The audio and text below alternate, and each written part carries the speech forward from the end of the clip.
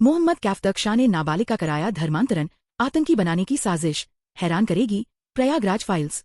प्रयागराज में 15 साल की मासूम को बहलाकर धर्म परिवर्तन कराने और फिर जिहाद के नाम पर आतंकी संगठन से जोड़ने की साजिश का पर्दाफाश हुआ है। मामले में 2 आरोपी गिरफ्तार किए गए हैं। उत्तर प्रदेश के प्रयागराज से धर्म परिवर्तन और जिहाद के नाम पर आतंकी संगठन से जोड़ने की साजिश के खेल का खुलासा हुआ है। मासूम लड़की को केरल से बरामद किए जाने के बाद पुलिस ने 2 आरोपियों को गिरफ्तार किया है। इस गिरफ्तारी ने प्रयागराज फाइल्स की पूरी कहानी सामने ला दी है। दरअसल फूलपुर इलाके की नाबालिग लड़की को केरल ले जाकर धर्म परिवर्तन कराया गया। इसके बाद जिहाद के नाम पर आतंकी संगठन से जोड़ने की कोशिश की गई। लड़की की मां ने इस मामले में तहरीर दी तो पुलिस ने बच्ची को केरल से बरामद कर लिया। प्रयागराज डीसीपी कुलदीप गुनावत का कहना है कि केरल ले जाकर धर्म परिवर्तन, आतंकी संगठनों से जोड़ने के प्रयास में महिला समेत 2 आरोपियों को गिरफ्तार किया गया है। पुलिस की 3 टीमें जांच में जुटी हैं।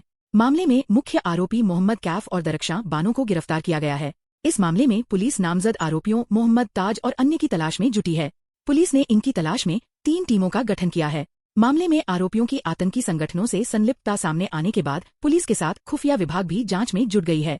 क्या है पूरा मामला? फूलपुर से बच्ची को लापता करने और फिर उसे आतंकी बनाने की साजिश का मामला सामने आया है। मामले में पुलिस का कहना है कि फूलपुर क्षेत्र के एक अनुसूचित जाति परिवार की 15 वर्षीय लड़की 8 मई की रात लापता हो गई थी। उसकी पड़ोसी दरख्शां बानो अपने सहयोगी मोहम्मद कैफ के साथ लड़की को बाइक पर बैठाकर प्रयागराज जंक्शन ले गई थी। रास्ते में किशोरी के साथ कैफ के अश्लील हरकत करने का भी आरोप है। दरख्शां इसके बाद लड़की को ट्रेन से दिल्ली और फिर वहां से केरल के त्रिशूर लेकर पहुंची। उसने वहां लड़की को कुछ संदिग्ध लोगों से मिलवाया। किशोरी को रुपयों का लालच देकर जबरन उसका धर्म परिवर्तन कराया गया। इसके बाद जिहाद के नाम पर आतंकी संगठन से जुड़ने के लिए जबरदस्ती की गई। 28 जून को भागी लड़की। पीड़िता नाबालिग किसी प्रकार इस गिरोह के चंगुल से छूटकर 28 जून को भागी। वह त्रिशूर रेलवे स्टेशन पहुंची। वहां त्रिशूर पुलिस की मदद से लड़की ने अपनी मां को फोन कर मामले की जानकारी दी। लड़की की मां की तहरीर पर फूलपुर पुलिस ने उसे केरल से सकुशल बरामद कर लिया। लड़की को केरल से लाकर प्रयागराज के 1 स्टॉप सेंटर में रखा गया है।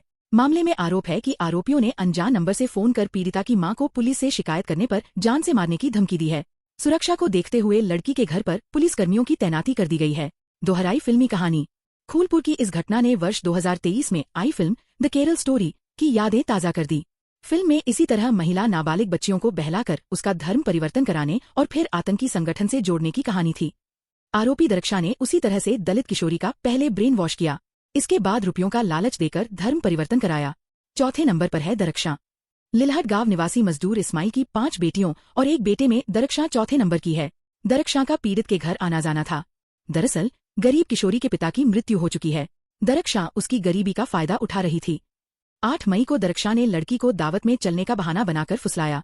स्थानीय ग्रामीणों का दावा है कि 19 साल की दरख्शां के घर अक्सर संदिग्ध लोगों की आना जाना रहता था। उसके पिता मजदूरी करते हैं। इकलौता भाई सर्कस में काम करता है। इसके बाद भी दरख्शां का रहन सहन अच्छा है। वह लोगों के बीच खूब शान दिखाती थी। ऐसे फंसाता है गिरोह। पुलिस का कहना है कि दरख्शां का गिरोह गरीब दलित परिवार की किशोरियों को शिकार बनाता था। पहले वह लड़कियों से मालजल बढ़ता था। इसके बाद पैसों का लोभ देकर उसे अपने साथ मिलाने की कोशिश करता था। इसके बाद ब्रेन वॉश कर धर्म बदलवा कर आतंकी संगठनों से जोड़ता था। पुलिस की पूछताछ में गिरोह के कई अन्य सदस्यों के नाम सामने आए हैं। आतंकी संगठन से फिर जुड़ा फूलपुर एक बार फिर आतंकी संगठनों से जुड़ा है। 19 साल बाद एक बार फिर आतंकी संगठनों के कारण क्षेत्र की चर्चा हो रही है। दरअसल वर्ष 2006 में वाराणसी सीरियल धमाकों में फूलपुर का आतंकी वालिउल्लाह संलिप्त पाया गया था। अब बच्ची को आतंकी संगठन से जोड़ने के आरोप में गिरफ्तार आरोपी कैफ फूलपुर के कोहना और फरार आरोपी ताज फूलपुर के ही जोगिया शेखपुर का रहने वाला है।